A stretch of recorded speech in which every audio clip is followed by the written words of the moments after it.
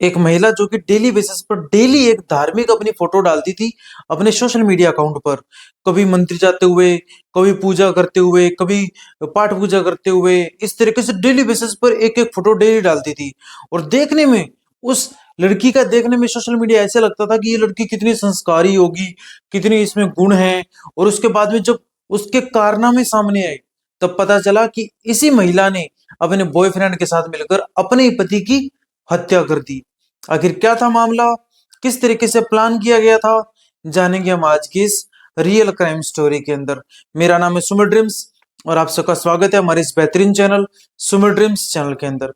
ये बात है दिल्ली की। दिल्ली के पास में एक राजौरी बाग है वहां की। वहां पर एक व्यक्ति रहते थे जिसका नाम है रविंदर। रविंदर की एज 56 साल और उनकी आज से 20 साल पहले शादी भी हो चुकी थी।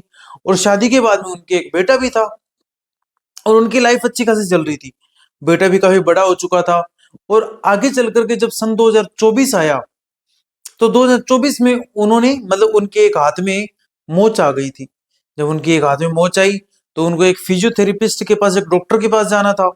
तब तो उन्होंने सोचा कि भाई अब मेरे पास कौन सा ऐसा डॉक्टर है जो मेरे से अच्छे से इलाज कर सकता है। तब उसने ऑनलाइन वगैरह सर्च किया। तब उसे लगा कि हाँ, हमारे मतलब पास में जस्ट 2 से 3 किलोमीटर पास में ही एक न्यू सेंटर खुला हुआ है। वहां पर रीना नाम से कोई डॉक्टर है, वो मेरे को मतलब अच्छे से इलाज कर सकती है। तो वो मतलब ये जो रविंद्र है वहां चला जाता है और अपने हाथ में जो मोच आई हुई थी उसका अच्छे से इलाज करवाता है। रीना से मिलता है, रीना से अच्छे से इलाज करवाता है। उधर जो रीना थी, रीना को वो मतलब फिजियोथेरेपिस्ट का वो सेंटर था, उसने जस्ट ये भी खोला ही था। उसको इतने ज्यादा मतलब कस्टमर भी नहीं आ रहे थे। और वो मतलब वो वही लड़की है जो मैंने शुरुआत में आपको बताया कि जो धार्मिक अनुष्ठान वगैरह करती थी, पूजा पाठ करती थी, वो वही यही रीना है। और शुरुआत में देखते ही रीना को लगा यार, एज तो क्या पता बहुत ज्यादा है इस आदमी की। 56 साल एज है। और इधर जो रीना है, रीना की तो एज ही सिर्फ ही 30-35 साल एज थी रीना की। और लगभग 20 साल का अंतर था। पर रीना ने देखा भाई, क्योंकि जैसे ही वो उतरा गाड़ी से, तो गाड़ी भी एक लग्जरी गाड़ी थी। तो रीना को पहले देखते ही उसको पता चल गया कि भाई पैसा वाला है आदमी, पैसा वैसा तो बहुत ज्यादा होगा इसके पास। तब रीना शुरुआत में उसको सबसे पहले उसकी मोच वगैरह सही करी, उसकी मूवमेंट वगैरह चलाई और बाद में धीरे धीरे उससे संबंध बनाना स्टार्ट कर दिया।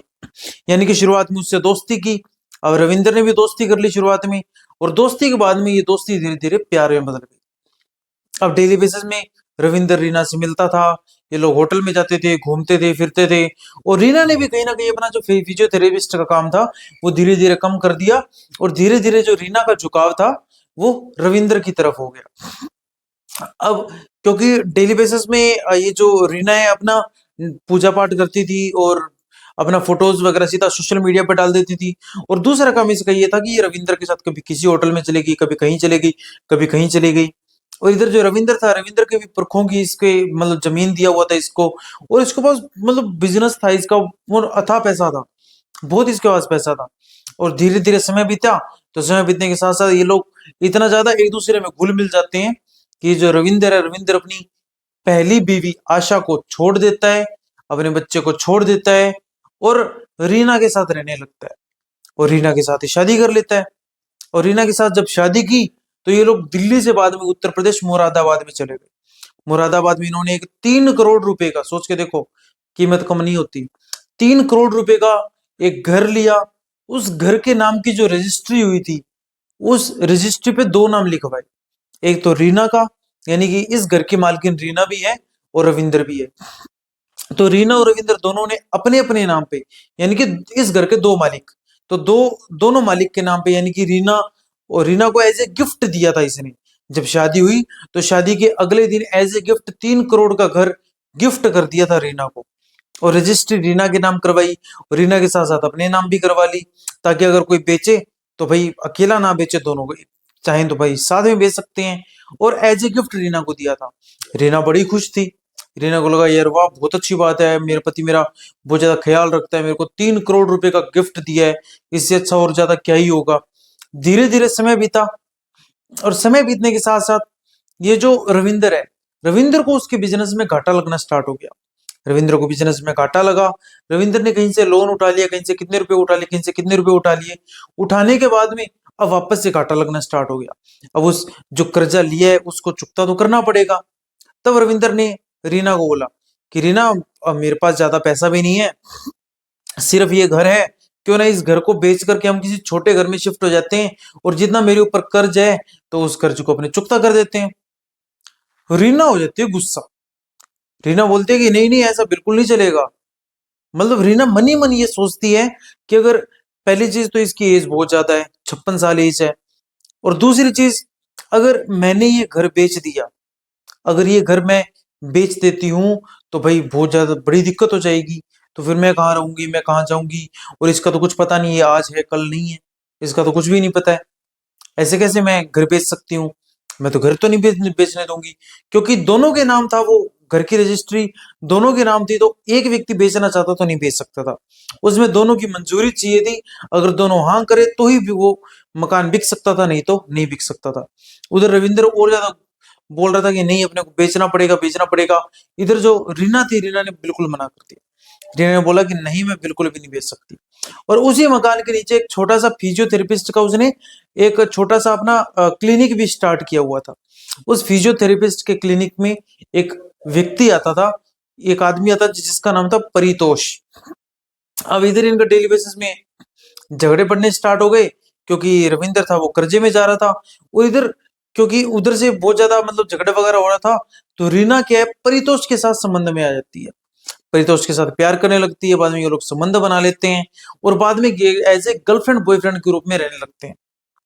परितोष ने ये भी पूछा कि भाई, अगर तुम मेरे साथ इस तरीके से मतलब साथ में रह रही हो, मेरे को बोल रही हो कि मतलब तुम मेरे गर्लफ्रेंड हो, परितोष ने खुद ने पूछा रीना से, तो फिर ये बताओ कि इस बूढ़े से तुमने शादी क्यों की?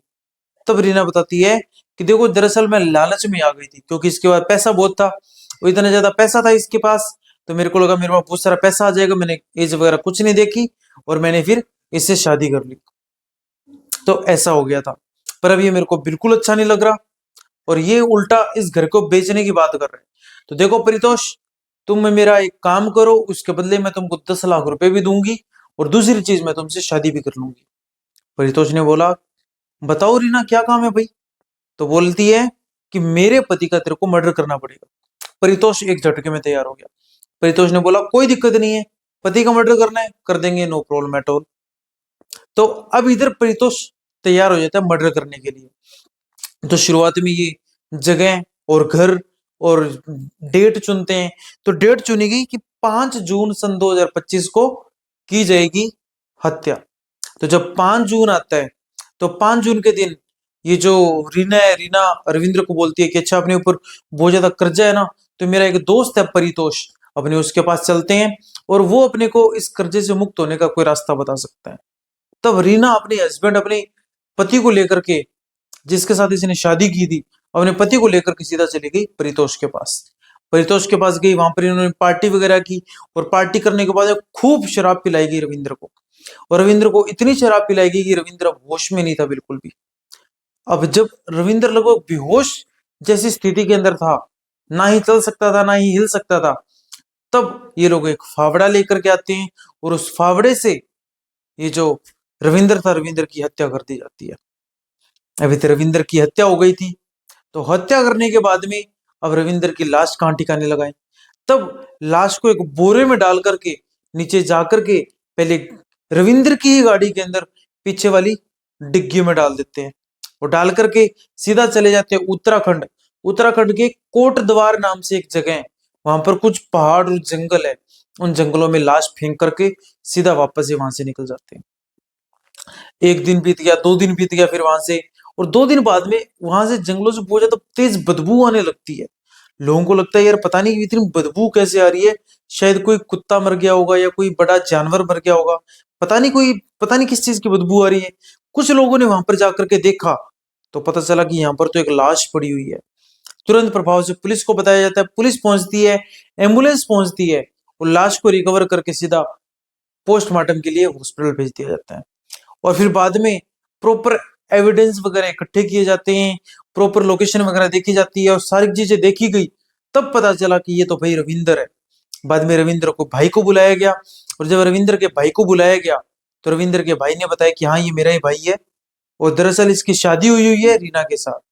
और पर रीना ने तो हमें नहीं बताया कि ये भाई जो मेरा भाई है वो ये गायब हो रखा है, पता नहीं कहाँ जा चुका है। बाद में पुलिस को पूरा शक जाता है रीना के ऊपर कि भी 2 या 3 दिन से यहाँ पर लाश पड़ी हुई सड़ रही है, गल रही है, पर ये जो रीना है इसने किसी को बताया क्यों नहीं, इसने किसी के साथ संपर्क क्यों नहीं किया, इसने पुलिस में कंप्लेन क्यों नहीं की। जब पुलिस को ये सारे मतलब शक की सुई पूरी रीना के ऊपर जाती है, तो पुलिस की एक टीम जाती है रीना के घर, रीना को उठाती है, और रीना को उठाने के बाद में रीना नाम ले लेती है परितोष का कि मर्डर मैंने नहीं किया, परितोष ने किया। बाद में परितोष को भी गिरफ्तार किया जाता है और ले आते हैं पुलिस स्टेशन में। बाद में दोनों से पूछताछ हुई, तो पूछताछ के अंदर रीना ने पूरा सच उगल दिया। रीना बोलती है कि दरअसल बात ये थी कि हमारे पास 3 करोड़ का घर है, इस घर को बेचना चाहता था मेरा पति रविंदर, और मैं चाहती थी कि ना बेचा जाए, इसीलिए कहीं ना कहीं हमने मिलकर के मेरे बॉयफ्रेंड के हाथों से मैंने मेरे पति का कत्ल करवा दिया। और मैंने ये भी मेरे बॉयफ्रेंड को बोला था कि मैं तेरे को 10 लाख रुपए दूंगी और तेरे से शादी भी कर लूंगी, और इसी लालच के अंदर कहीं ना कहीं ये परितोष था, इसने हत्या भी कर दी। पर सोच के देखो, आजकल हम कितने आसानी से झूठे चेहरों के ऊपर विश्वास कर लेते हैं। रविंदर रविंदर ने वही पूजा पाठ वाली वीडियोस वगैरह, सोशल मीडिया पे वीडियोस वगैरह वो देख करके रविंदर भी फिसल चुका था। रविंदर ने भी कहीं ना कहीं अपना बसा बसाया घर छोड़ करके रीना के साथ आ गया था, पर वो एक झूठा चेहरा था और कुछ भी नहीं। आपका क्या कहना है फटाफट से कमेंट बॉक्स में लिख करके बताइएगा। चैनल को सब्सक्राइब कर लीजिए, क्योंकि इसी प्रकार के डेली बेसिस क्राइम स्टोरी मैं आप तक पहुंचाता रहता हूं। वीडियो को लाइक कर दीजिए। फिर मिलते हैं इसी प्रकार की एक और रियल क्राइम स्टोरी के साथ, तब तक के लिए जय हिंद।